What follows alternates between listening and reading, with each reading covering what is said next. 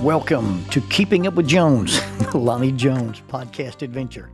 You are going to hear the stories from the eclectic life of a guy who is a professional counselor, a family man, a SWAT team chaplain, outdoor enthusiast, a guy involved with ropes, 10th Planet Jiu-Jitsu, a chaotic Jedi, and who is a recipient of an honorary doctorate from the University of Adversity. Using these stories, we take the facts lead to concepts, and from the concepts we make a variety of life applications. Just a caveat about the facts.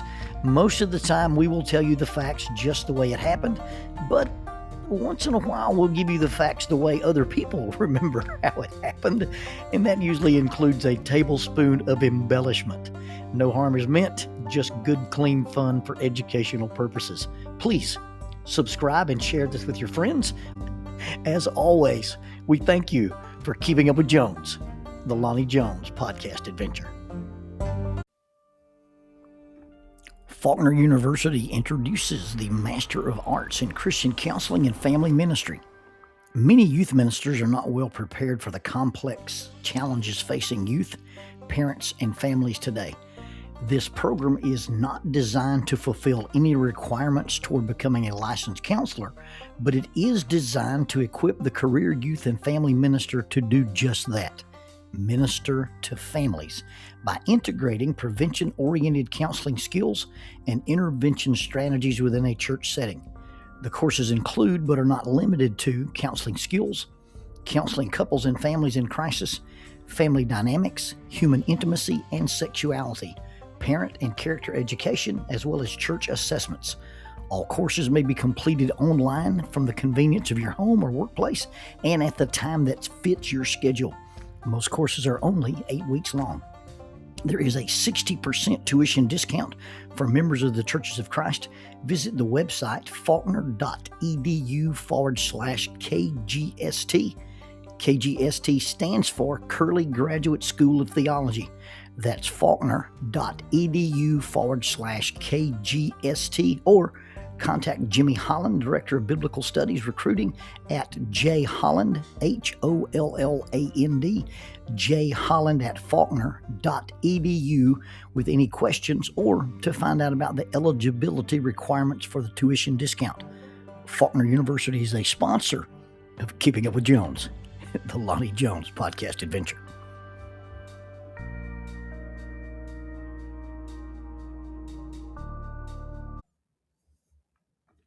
Metaphor is the stuff tragedies are made of. She screamed. Not the squeal of someone who is pleased, surprised, or overjoyed, but the type scream you hear when someone is terrified, traumatized, or even both. The screaming was first, and the tears came next, and then the attempt at an apology followed, but it was too late. One of my early mentors, a guy named Lamar Harbin, and Lamar was one of the strongest men that I knew when I was growing up. He was athletically and country strong. He lived on a farm out in Chakalaka. He was quite an accomplished athlete and a woodworker. He built the presswood box that sits under this desk and contains several of my keepsakes.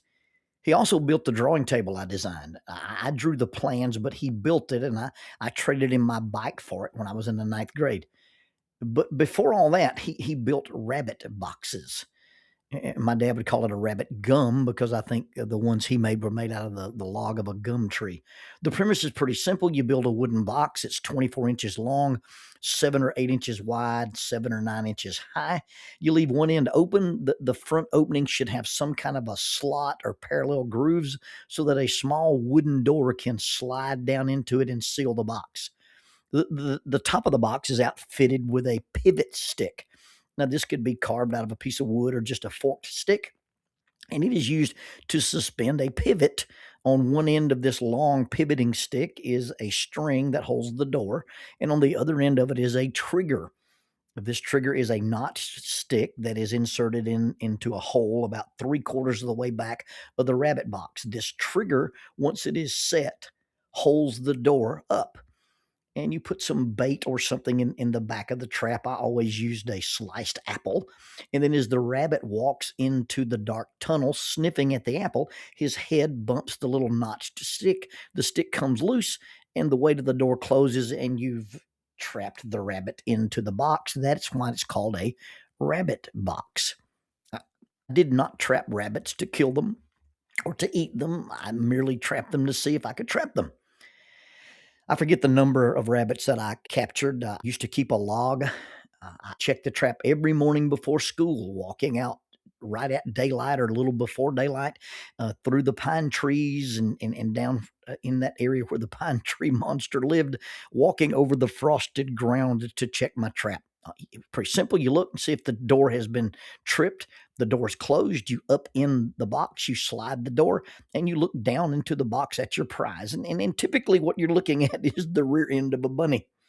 One morning, several mornings, actually, I opened the trap to the snapping pointed muzzle of a very angry possum, but most days it was just bunnies and that little cottontail sticking up. It's those little cottontail bunnies you see at night in your yard or very early in the morning. And I don't remember. It was probably Mom's birthday. Mom's birthday is October the 22nd, but it could have been Mother's Day. But I don't think I was trapping rabbits in the early spring. I always remember catching rabbits when there was a little bit of frost on the ground. I had saved my earnings and allowance to buy my mom one of those decorative powder boxes. Now, we watched movies, and there were ladies at church, and we thought they were wealthier than we were, and they were probably just wearing fake. But we saw people in fur coats and fur stoles, and especially the people from Hollywood wore a lot of furs. And I did not have the means for such luxuries, but I was resourceful. Imagine my sense of satisfaction when I removed the synthetic powder applicator from the decorative box that I had bought my mother, and I tossed it away with derision and lovingly placed the powder puff tail of a rabbit into my gift. I can't tell you how many times I've heard my mom talk about rabbits having a powder puff tail. You'd see a bunny and she'd go, "Oh, look at his powder puff tail." It didn't matter if we saw them live in the yard or on Mutual of Omaha's Wild Kingdom. If we saw a rabbit, my mom would point out, "Oh, look, it has a powder puff tail." There were several ladies at church who had stoles and coats, but none of them, and I do mean none of them, had an authentic, real, genuine rabbit tail powder puff. It seemed obvious to me that such luxury should come in powder boxes. After all, I'd heard my mom talk about powder puff tails. But I knew we were not wealthy, and I couldn't afford such items. And I thought possibly those kind of authentic, real fur powder puffs existed, but they were not stocked at Jean-Claude Pinet in the Quintard Mall. But I had gone to some lengths to secure a genuine, authentic rabbit fur powder puff tail for my mother. Imagine my alarm when my mom unwrapped the gift, opened the powder box, and upon seeing the severed rabbit's tail began with the screaming. Yes, the screaming. The powder remains unused to this day, at least the powder that stayed in the box after she dropped it or threw it. The whole thing was thrown away. Something about the possibilities of fleas, contaminants, or some kind of hairborne pathogens. We'd been strictly warned years before, and I mean, I was a little bitty boy when this happened. We'd been strictly warned years before not to scare mom with bugs, spiders, lizards, frogs, creatures, or creepy crawlies. It was a lesson passed on to us from our dad, and it was pressed upon us when we were small boys. It was one of those things you remember. I remember squirrel hunting with dad, quote unquote, on the squirrel hunting part. We were walking in the woods and we're walking through a field, and he would encourage us, "Hey, that's a pretty flower. Why don't you take that home to mom when we go back?" This was not the type of squirrel hunting I anticipated, but a lesson was given that when you're out doing whatever you're doing, you should always think of mom. The discussion about the bugs and the critters, that was, hey, you don't use these things to scare or frighten your mother. You don't chase her with them, and you don't put those things on her. It was not given to us from the standpoint of, hey, you don't scare your mom. but it was given from the standpoint of mom is my girl. And you guys can't pick on, tease, or frighten my girl. It was the very first man-to-man talk I remember, and it was a man talking to a little boy, and this was pressed up on me. I learned then that Dad loved us in a very, very special way, but Mom came first. And his job as dad was to protect her. And I probably took that a little too seriously. I would grow up applying that lesson and finding reasons and excuses to step to the defense of girls. I protected girls at school. I protected the girls I dated. I protected girls I knew from church. I even protected my Yankee cousins when they moved to Alabama. No one picked on girls in my presence, and no one picked on Mom. We could be walking through the store, and if I caught someone looking too long at her misshapen feet, I would step between them and her and stare at them with the most intensity that I could generate in my little childish face. I don't know how many times Mom had to call me off of some stranger or settle me down. But despite the careful warnings, despite all the caution that Dad had given us about bugs, insects, reptiles, slithery things, winged things, or creepy crawlies, no one, and I mean no one, had given me a heads up on animal parts.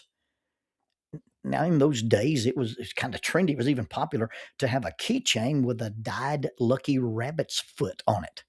I never quite figured out how one associates a removed rabbit appendage as the harbinger of luck. I'm relatively sure that one does not have three-legged rabbits running around, no pun intended. The feet that were suspended from these keychains and dyed, these feet no doubt were acquired in the transformational process of rabbits becoming Hassenpfeffer. I had not been warned not to give your mother rabbit parts. She was mortified. I was embarrassed, and she couldn't help herself. She couldn't hide her reaction. It was that gut level, kind of thing. Gone was the ability to take a scribbled piece of paper and display it on the fridge like a fine piece of art. There was no feigned appreciation over a hastily chosen card. There was no you shouldn't have, but the legit terror-filled you should not have. I couldn't hide my bewilderment and confusion. The only other party to suffer more loss and disappointment than me was the tailless rabbit. And I will add to my pride that the rabbit who donated said powder puff did so unwillingly and was not killed in the process. He was harmed and probably traumatized to the fourth generation, no doubt, but he'd been mutilated and humiliated for naught. His sacrifice would never be appreciated. At least he probably never learned that his tail was spurned. He probably never even told the other rabbits the truth about how he lost his tail. One does not hop up to a fellow bunny and say, "What's up, Doc? What's the tail of the tail?" I do not believe rabbits speak of such things in private and polite conversation in the warrens. But here I was, the other suffering party. I was shocked, bewildered, confused, disoriented, and I could only sputter, "But you said..." And her only response was, "I said it, but I didn't mean it like that." My wife and I have a rule. Say what you mean what you say, but don't be mean. I wasn't as crushed, I guess, as I was just bewildered. She'd always talked about powder puff tails. She would have been the only lady at church who would have an authentic, genuine fur powder puff. But that's not actually what she wanted. That was not what she meant. But how was I, as a child, expected to know the difference in what she said and what she meant? When we give value to things intentionally or unintentionally, real or implied, other people will strive to attain them. They will strive to achieve them. They'll strive to deliver on them, especially people with whom we have influence. We give emphasis or we put value on grades and athleticism and musical ability and artistic impression and degrees and careers and cars and boats. And a number of things are assigned a value, and people that we influence, specifically our children, will pursue them in order to give themselves value or to get our approval. Children will go to great lengths to accomplish, achieve, or attain the things. And often we never realize how much emphasis we gave those things, and our children thought we put that great value and that great emphasis on them simply because they overheard or heard us or interpreted what they heard incorrectly. What you focus on gets measured, and what's measured gets focused on. There's this interesting thing I used to do with teenagers and parents in youth ministry. I'd put them in a room and I would say, hey, take a piece of paper and list the 5 most important things emphasized in your homes. Now, you got to remember that parents sitting in a room with a youth minister understand this is a loaded question. The 5 most important things in our home when you're talking to the youth minister are God, Jesus, church, Christianity, evangelism, and purity. The students in the other room, not being savvy enough to know this is a loaded survey, would say, hey, the things that I hear at my house most are grades, ACT, college, job, money, and a spouse. It's funny when you get together and you say, hey, mom and dad, this is what you think, this is what you told us you're emphasizing, but this is what your children are interpreting as literally the most important things in your life. Metaphor is the stuff tragedies are made of. We may be emphasizing, comparing, or substituting the wrong things for our children or even our spouses. People may hear what we say, not understanding how our words actually fit into the scheme of reality. Or we may assume that our children, our employees, our church members, our spouses can decipher what is really valuable in spite of how they hear us talk. My mom compared the tail of a rabbit with a powder puff, but never once said the tail looks like a powder puff but would not make a good one. She called it a powder puff tail, and I delivered exactly what I heard her say. What I heard was that she idolized and valued the tail as a powder puff. I had heard that the tail of a rabbit would make a great powder puff. It does not. And just because a rabbit's tail looks like a powder puff does not mean it would be suitable to make one. A severed rabbit's tail in a box of powder does not, in fact, make it a powder puff. It is a severed tail of a rabbit in a box of powder. A powder puff-like tail and a tail as a powder puff are not the same thing. And by the time the screaming and crying stops, you realize they aren't even close. A good living is not the same as living a good life. Attending church is not the same as being a Christian. Getting a degree is not the same thing as being smart. Getting married is not the same thing as being a spouse. Having a child is not the same thing as being a parent. Knowledge is not the same thing as wisdom. And being successful at X, Y, or Z is not the same thing as being a success. And just because someone with a blog or a post or a podcast or a platform says it's valuable does not indeed give it value. She cried. Now, she may have been embarrassed. I think she cried for me. My mom cries at a lot of stuff, but she was crying for me. She cried for herself. She had, without meaning to, said things in a way that I had placed value on something in a way that she never intended. And she felt bad because I thought I was being successful in my gift giving. I thought I was being successful in my gifts, but I had failed. She unknowingly had given something she found repulsive as having value, and I'd believed her. I'd fallen for it. I'd made it a goal and shown it to her, expecting her to be so proud of it. many things we've heard, many things we've been told, many things we've listened to, idolized, elevated as being coveted, excellent, important, prized, things that we believe to be the markers of success or the catalyst for happiness. After we spend our lives pursuing them, and after we go to great efforts to achieve them or attain them, and after our children spend their lives pursuing them, by the time the crying stops, we realize they were not even close. Powder puff tails should literally not be taken. And powder puff tails, TALES, should not be taken literally.